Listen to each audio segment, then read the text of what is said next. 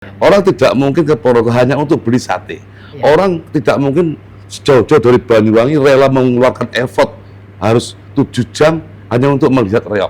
Nah, harus membuat sesuatu yang alasan kuat, oh aku harus datang ke Ponorogo. Nah, setidaknya kita siapkan museum yang tinggi itu, orang akan penasaran, bisa melihat sunset, bisa menetap sunrise di pagi hari sampai di ketinggian. Nah, ini pemikat. Setelah pemikat, baru kemudian produk kedua kita menciptakan penunjang penopang, misalnya desa wisata. Bali juga begitu. Bali kalau dihitung satu pulau Bali berapa sih jumlah penduduknya? Tapi kok mampu menyerap di Kresna itu mau apa saja, joger apa saja laku, apa saja di Bali laku. Karena orang datang ke Bali, orang berkunjung, itu bagian dari market share yang harus kita pikirkan. Maka Ponorogo harus mendatangkan orang ke Ponorogo dengan cara membuat destinasi wisata yang memikat. Yang kedua, buat event-event dalam setahun ini saya punya 74 event.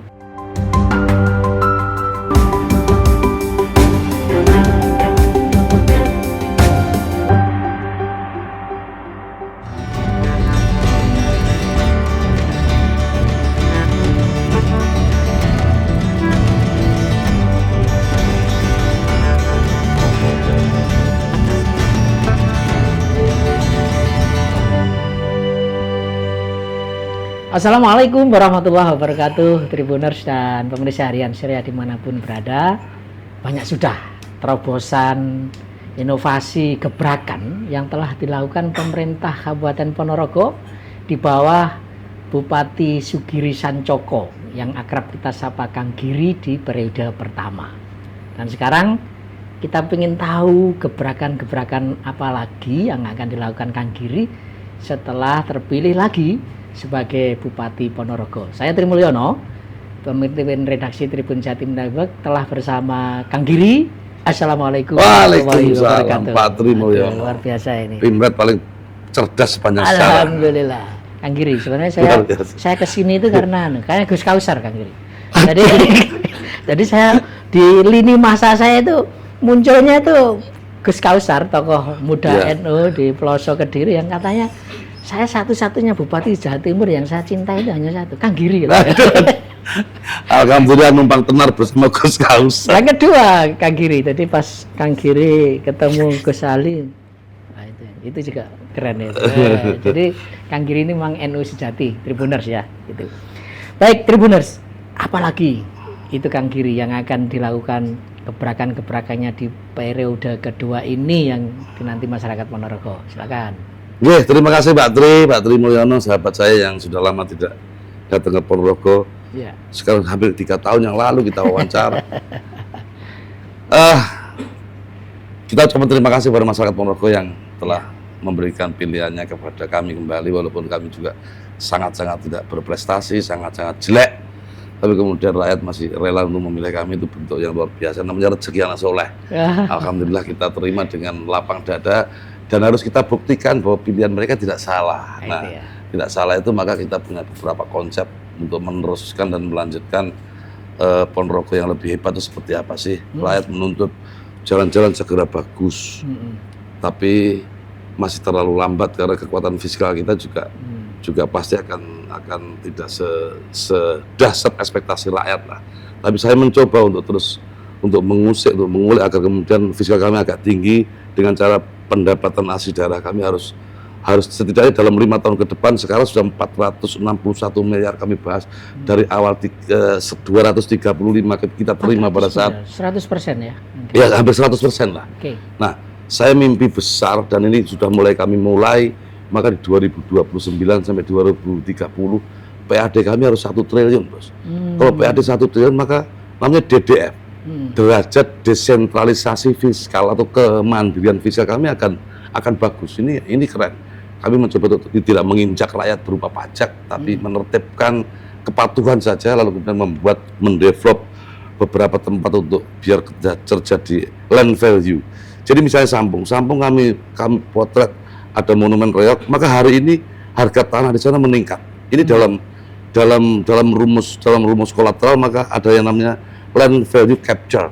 Adalah sebuah potret di mana ada penambahan penambahan nilai dari kawasan yang dibuat gara-gara, dibuat ledakan, dibuat memikat. Maka ini akan kami tidak lanjuti di beberapa titik. Nah, dengan cara itu maka akan ada PBHDB, akan ada jual beli, akan muncul ekonomi berputar, ini menjadi kincir. Nah, kincir menjadi bagus. Nah, dengan DDF atau PAD hampir 1 triliun, maka kekuatan fiskal kita tinggi, kami bisa melakukan apa saja, termasuk melanjutkan Museum Reog Ponorogo, lalu kemudian rumah sakit juga menjadi rumah sakit yang sangat hospitality, menjadi rumah sakit yang sangat bisa dipakai rumah sakit wisata, lalu kemudian ada sumbu-sumbu ekonomi yang kami siapkan agar kemudian menjadi keren. Kang Giri, menarik terkait Museum Reog ya. Jadi kemarin Kang Giri kan mensponsori gerakan untuk yang go internasional ya, Reog go internasional. Dan di awal dulu pernah kita ngobrol ya bahwa upaya untuk mensinergikan Museum Reog ini dengan destinasi wisata lain di Ponorogo. Nah itu apa saja Kang Giri selain nanti Museum Reog itu? Membangun wisata itu sudah gampang. Seperti kita membangun kerucut begini. Harus ada pemukau, pemikat atau penggoda yang paling tinggi. Maka kenapa Bali rame sekali, karena Bali sendiri sudah menjadi penggoda yang sangat, pemikat cantik. Pulau Bali namanya itu cukup menggoda. Lalu kemudian Borobudur. Jogja punya Borobudur, punya Parangtritis, punya Prambanan misalnya di selingkar Jogja. Ini sudah pemikat. Lah Ponorogo ini kalau tidak segera membuat pemikat, maka ngebel itu bagus, tapi tidak cukup menjadi puncak untuk memikat orang. Nah, alasannya begini, orang tidak mungkin dari Jember mau ke Ponorogo hanya ingin ke ngebel, gitu ya. Orang tidak mungkin ke Ponorogo hanya untuk beli sate. Orang tidak mungkin jauh-jauh dari Banyuwangi rela mengeluarkan effort harus 7 jam hanya untuk melihat reog. Nah, harus membuat sesuatu yang alasan kuat, oh aku harus datang ke Ponorogo. Nah, setidaknya kita siapkan museum yang tinggi itu, orang akan penasaran, bisa melihat sunset, bisa menetap sunrise di pagi hari sampai di ketinggian. Nah, ini pemikat. Setelah pemikat, baru kemudian produk kedua, kita menciptakan penunjang penopang, misalnya desa wisata, kemudian dibawa ke ngebel, dibawa ngopi ke kota, ada bursa-bursa seni, lalu kemudian ada desa wisata yang hotelnya adalah hotel kumpul dengan orang kampung, makan dengan rakyat, lalu kemudian diajak ke pesantren yang keren-keren, bagaimana seorang kiai mengajarkan ilmu ngaji, tidak sekedar mengajarkan ilmu agama atau mentransfer knowledge saja, tapi juga mentransfer karakter, juga mentransfer keteladanan. Ini kan jarang jadi wisata religi menurut kami tidak hanya sekedar melihat artefak muslim, melihat makam-makam aulia, itu penting, sangat penting sekali. Tapi bagaimana menyaksikan kiai mengajar di pesantrennya dengan mentransfer karakter dan mentransfer teladan, itu jauh lebih penting. Nah, itu loh Bos. Dan saya kira jangan dilupakan ya Kang Giri, di Ponorogo ada Betor Katong, ada masjid Tegal Sari. Itu saya kira bisa disinergikan, dikolaborasikan dengan titik-titik wisata tadi yang sudah disebutkan ya Kang. Iya betul, nanti lama-lama ini menjadi kita jual secara paket, misalnya paket religi gitu ya. Paket religi kemana? Ziarah ke makam Tegal Sari, sambil dilihatkan museum bahwa dulu pernah ada Ronggo Warsito nyantri di sini. Dulu Pangeran Diponegoro kok nyantri di sini. Bagaimana sih seorang kiai bisa membakarkan semangat waktu Diponegoro perang Kalifatullah melawan Laknatullah, sehingga ini kan harus tahu rakyat. Jadi anak-anak yang lahir dari Ponorogo besok hatinya gembira, hatinya bangga. Saya ini lahir dari generasi yang dasar. Itu loh. Itu penting untuk kita. Itu sektor pariwisata Kang Giri. Lalu UMKM ini juga banyak apresiasi Kang Giri. Jadi bagaimana Kang Giri mengelola UMKM ini di Ponorogo, membuat kawasan di kota yang sekarang bergeliat gitu ya. Dan barangkali ke depan UMKM ini yang akan dimasukkan rencana besar dalam membangun pariwisata itu seperti apa Kang? Jadi begini, kalau kita bicara UMKM, yang perlu kita pikirkan adalah market share. Market share kenapa sih? Kita membuat apa saja, produk apa saja, entah itu kerajinan kah, entah itu garment kah, entah itu batik kah, entah itu craft kah. Kalau kemudian market share kita hanya dihuni oleh penduduk yang di bawah 1 juta, maka pada suatu saat akan mengalami titik jenuh. Karena demand supply tidak seimbang, apalagi yang produksi sudah banyak, sementara pasar tidak ada. Ini kan akan mengalami, maka pasar Pak, Kota Damekri PTP bidang tumbas ya Pak, pasar. Nah, ini kan artinya pasar kami belum mampu merespon. Bagaimana caranya? Nah, Kenapa Solo kok banter? Iya. Solo itu huniannya hari-hari sudah cukup dahsyat. Orang datang ke Solo cukup tinggi sehingga market share-nya tidak hanya populasi yang ada di Solo, tapi orang hilir muda yang datang ke Solo itu bagian dari pasar yang dahsyat. Bali juga begitu. Bali kalau dihitung satu pulau Bali berapa sih jumlah penduduknya? Tapi kok mampu menyerap di Kresna itu mau apa saja, joger apa saja laku, apa saja Bali laku. Karena orang datang ke Bali, orang berkunjung itu bagian dari market share yang harus kita pikirkan. Maka Ponorogo harus mendatangkan orang ke Ponorogo dengan cara membuat destinasi wisata yang memikat. Yang kedua, buat event-event dalam setahun ini saya punya 74 event yang sudah kemarin calendar of event yang kemarin sudah kami launching. Lalu di dalam 74 event itu ada 10 event besar yang setara dengan Grebek Suro, agar kemudian mengundang orang cukup lama dan orang agak betah di Ponorogo yang biasanya pergi, datang lalu pergi, ini biar betah 1 hari, betah 2 hari, biar ada spending di sini, paling nggak numpang tidur di hotel 2-3 hari, tentu kan pasti belajar, tentu kan pasti ngopi, tentu pasti kan mandi, tentu kan pasti ini kan banyak spending yang ingin kami ciptakan. Nah, ketika sudah banyak spending, disitulah maka pajak daerah akan muncul, maka pendapatan asli 1 triliun itu bukan angan-angan semata bukan ya. angan-angan, tapi kami punya konsep, kami punya rencana yang akan disiplin kami lakukan dari 0 ke 1, 1 ke 2, 2 ke 3 secara runut akan kami paparkan.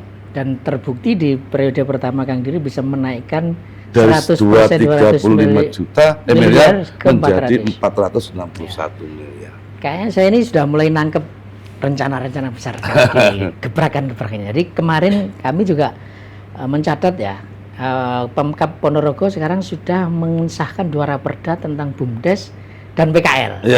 Kayaknya ini juga bagian tak terpisahkan dari upaya untuk meningkatkan kelasnya PKL gitu dan BUMDes. Bisa dijelaskan itu apa itu yang diharapkan 2 raperda itu Kang? BUMDes itu gini. Ya.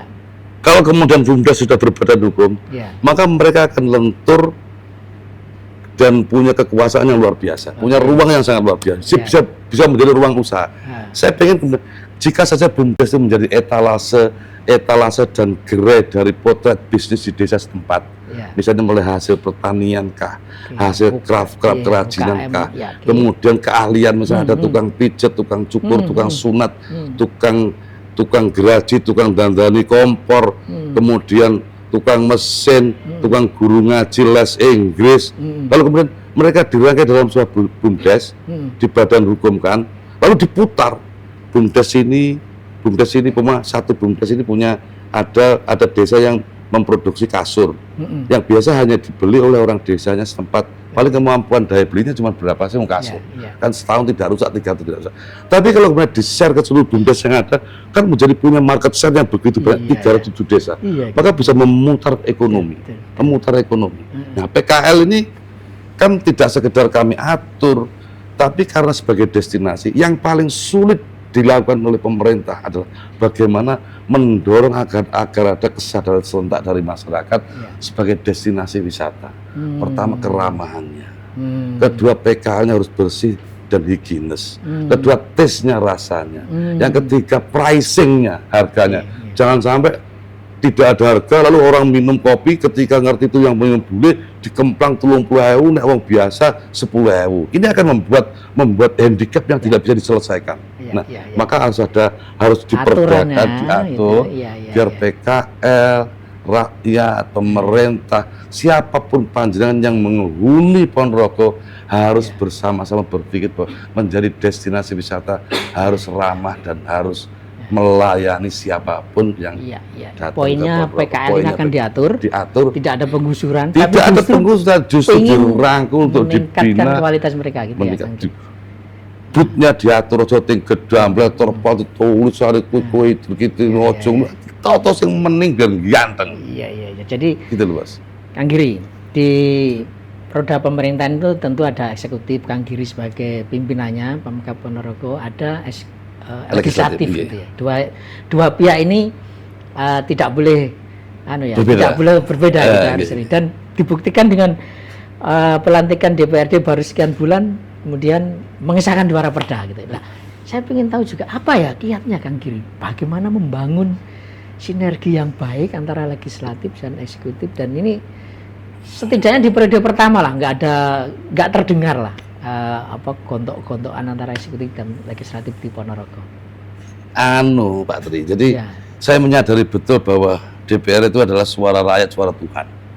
Maka saya juga manut dengan teman-teman di etalon alun, semuanya saya manut. Lalu kemudian setelah selesai pilkada, selesai pemilu, kami mengajak berpikir, Bran, ini kita harus berpikir bahwa pemilu sudah usai kok.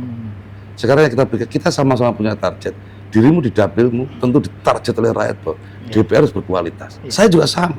Aku tantang rakyat itu ketika dipilih yang kedua, kamu harus lebih bagus, lebih memberikan teladan. Nah, maka kemudian tinggalkan baju gengsi semua partai politik. Kita berpikir bahwa rakyat itu jauh lebih penting. Nah, nanti ketika mendekati pemilu ya sudahlah, terpetak-petak lagi partai A, partai B, partai C, mari kita mencitrakan diri. Tapi sesungguhnya kalau kemudian selama 5 tahun bekerja amanah saja, rakyat sudah bisa melihat ini bahan bakunya bagus, amanah, urasa ngomel, tidak ngomong citra, rakyat akan memahami betul. Nah, suasana itu kami bawa kepada teman-teman DPR dan teman-teman sepakat. Kedewasaan adalah bagaimana kita mampu meninggalkan semua gengsi, menipiskan perbedaan, dan menyampaikan persepsi bahwa kesamaan kita adalah bagaimana pengabdian ini rakyat ini itu penting ya. untuk kita punya. Rahasianya itu ya. Rahasianya. Atau karena Kang Giri memang sudah pengalaman di legislatif Enggak juga juga, saya banyak belajar kepada teman-teman yang di DPR. Kang Giri, di luar itu ya, tadi kita ngomong ekonomi, koordinasi dengan legislatif di bidang kesehatan, Kang Giri. Saya kemarin mampir itu di RSUD Dr. Harjono, Kabupaten Ponorogo. Begitu masuk, nggak ada nuansa rumah sakit. Kayak tempat ada kutit-kutit gitu ya, nggak ada bau obat gitu ya. Dan yang menarik, ada satu IGD terpadu yang konon kabarnya ini terbaik se-Indonesia untuk di wilayah kabupaten ya, tentunya jangan dibandingkan di Surabaya ya, atau di kota besar ya. Itu seperti apa Kang Giri semangatnya untuk membangun, meningkatkan layanan kesehatan di Ponorogo? Itu rumitnya awal setengah mati. Pokoknya saya ini ketika saya sebelum jadi bupati, ketika berhadapan dengan rumah sakit yang di front office itu, kita berhadapan kalau orang miskin itu, uang dipentelengi karo perawat, dipentelengi karo resepsionis, kan rasanya uang Arab loro itu jadi loro betul. Uang loro tambah loro teman, gitu, tambah loro teman. Saya berkali ketika saya datang, senyum. Saya senyum dulu sebelum. Dia senyum dulu, semua senyum bersama-sama. Lalu kemudian dari senyum itu kemudian teman-teman muncul ide ternyata melayani rakyat itu harus dengan senyum. Nah, maka senyum itu kan tidak sekedar dari bibir saja. Senyum di berbagai sudut pandang. Misalnya di chatnya harus kelihatan senyum. Di desainnya harus kelihatan senyum, di gedungnya harus kelihatan senyum, biar kemudian rakyat memandangnya ramah, ramah rumah sakit. Maka ada perubahan dan alhamdulillah omsetnya naik. Saya belikan mereka cath lab untuk menyelesaikan problema jantung. Jadi di seputaran Mataram ini kan belum ada cath lab yang bisa masang ring. Tahun lalu sudah kami belikan, lalu kemudian sudah diresmikan, sudah bisa operasi. Nah, problemnya karena kami ini memangku Mataraman segitu banyak, maka belum bisa tercover oleh BPJS untuk labnya. Maka saya selalu telepon kepada BPJS, bos, tolong di cover. Nah, di cover ini orang tokoh-tokoh besar, kemudian kalau kena gagal jantung, jauh loh bos, jauh banget loh. Iya, jantung itu 1,5 jam lah harus ada penanganan. Sini tol Medion sampai Nganjuk bisa anfal bos. Ini harus BPJS berpikir kepada radius itu juga, biar tidak hanya berpikir iki bayar ora, iki apa namanya health coverage, health coverage, UHC apa tidak, ini kan agak dikesampingkan karena pelayanan. Tapi yang jelas kami mimpi besar ketemu rumah sakit bagus, saya dekatkan pelayanan kepada rumah sakit, kepada rakyat di keraman itu.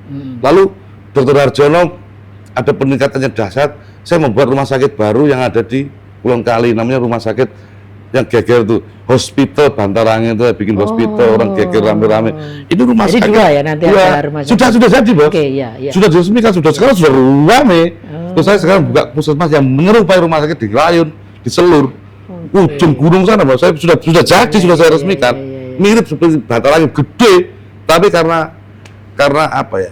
Rasio jumlah rumah sakit dengan dengan populasi sudah cukup padat, maka di sana tidak saya namanya rumah sakit, tetap puskesmas. Tapi kan pelayanan menyerupai rumah sakit, persis rumah sakit, gedungnya yo apik, dokternya yo bagus, pelayanan bagus di atas gunung untuk melayani teman-teman yang ada di Ngerayun. Itu makanya Gus Kausar seneng jenengan nih, pahalanya akeh berarti gini Kang Giri nanti. Karena faktor kesehatan itu saya kira jadi concern semua orang lah ya Kang Giri. Jadi fasilitasnya sudah oke gitu ya, tinggal nanti ke depan bagaimana ini bisa terjangkau, murah tapi tidak murahan kira-kira gitu ya. Di layanan kesehatan. Baik, Kang Giri. Siap. Ini pemerintah pusat juga punya banyak program strategis kayak makan bergizi gratis MBG gitu ya. Jadi kan harus dijaga, dilaksanakan. Tetapi bagaimana ya apa kreativitas Kang Giri agar proyek-proyek program-program pemerintah pusat ini tidak mengganggu ya, yang program yang sudah direncanakan Kang Giri tadi sudah begitu banyak sekali yang akan dibahas. Jangan sampai ada refocusing tapi kemudian program pusat jalan tapi yang daerah malah terbengkalai. Ya mudah-mudahan pusat sudah memikirkan dampak ABC-nya. Kalau kemudian makan siang bergizi gratis itu kemudian benar-benar sudah bisa dijalankan di Ponorogo, justru menambah kincir perputaran ekonomi lah. Oh gitu. Saya sih punya usul sih begini sih dulu awalnya. Kenapa harus membuat dapur sendiri? Gitu. Maksud saya, kenapa tidak misalnya ini SD ini punya murid berapa? Misalnya punya murid 100, biar gurunya masak 100. Kemudian diberikan kepada gurunya, biar gurunya masak, diawasi oleh pemerintah, diawasi oleh Pak Jaksa, diawasi oleh Pak Tentara, diawasi oleh BPK, gizinya diawasi oleh PGN. Dulu usul saya begitu, tapi karena barangkali juga jumlahnya berbeda, ya sudah kami akan membenarkan dan mudah-mudahan nanti kita support lah. Tugas kami apa, kami pasti akan patuh kami laksanakan. Tapi ada dampak refocusing anggaran misalnya? Selama ini belum ada, mudah-mudahan tidak terjadi, Bos. Pasti kan sudah dihitung sama Pak Kementerian Kebutuhan, mudah-mudahan sudah dihitung lah. Tapi paling enggak itu sebenarnya ya ini bisa jadi perputaran uang juga ya. Iya, uang berjalan, kemudian petani berasnya bisa terserap dengan cepat, pabrik telur, petani telur, petani sayur, petani susu, kemudian pekerja, nambah beberapa pekerjanya akan menjadi pusaran untuk ekonomi biar tumbuh di Ponorogo. Baik, Tribuners dan pemirsa Harian Surya, kalau nggak kita akhiri nggak akan berhenti. Ide-idenya Pak Kang Giri, ide-idenya yang luar biasa ini tadi sudah banyak disampaikan. Kita berharap di periode kedua Kang Giri makin giras lagi, gebrakannya makin dahsyat lagi demi warga Kabupaten Ponorogo. Saya Trimulyono mohon undur diri, mohon maaf kalau ada salah kata. Assalamualaikum warahmatullahi wabarakatuh. Waalaikumsalam, Bapak Pimret. Terima kasih Kang Giri. Siap.